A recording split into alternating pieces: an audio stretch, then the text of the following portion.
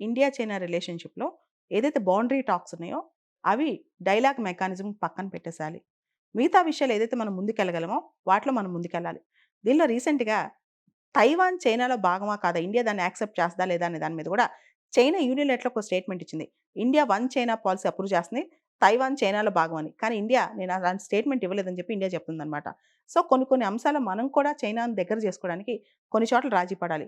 కానీ ఏదైతే మన సార్వభౌమ అధికారం ఉందో, మన సెక్యూరిటీ ఉందో, ముఖ్యంగా ఈ Gilgit Baltistan, CPEC China Pakistan economic corridor కావచ్చు, చైనా మన చుట్టుముట్టే ముత్యాలహార సిద్ధాంతం, స్ట్రింగ్ ఆఫ్ పర్ల్స్ పాలిసీ అంటాం. అదే విధంగా మన చుట్టుపక్కల ఉన్న చిన్న దేశాలతో చైనా ఈ చెక్ బుక్ డిప్లొమసీ అంటాం.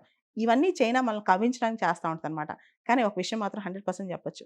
అమెరికాని ఎంత నమ్మకూడదో అంతకంటే ఎక్కువ చైనాని నమ్మకూడదు. సో, ఖచ్చితంగా చైనాని మాత్రం ఇండియా కంప్లీట్‌గా 100% బిలీవ్ చేసి అన్నీ వదులుకోవాల్సిన అవసరం అయితే లేదు. ఇక్కడ కూడా కన్‌స్ట్రక్టివ్‌గా కొన్ని అంశాల్లో ముందుకెళ్లాల్సిన అవసరం ఉంది గానీ, పూర్తి స్థాయిలో చైనా మన మిత్రుడని నమ్ముకెళ్తే ఏదో ఒక రోజు చైనా ఈస్ మోర్ డేంజరస్ అనమాట.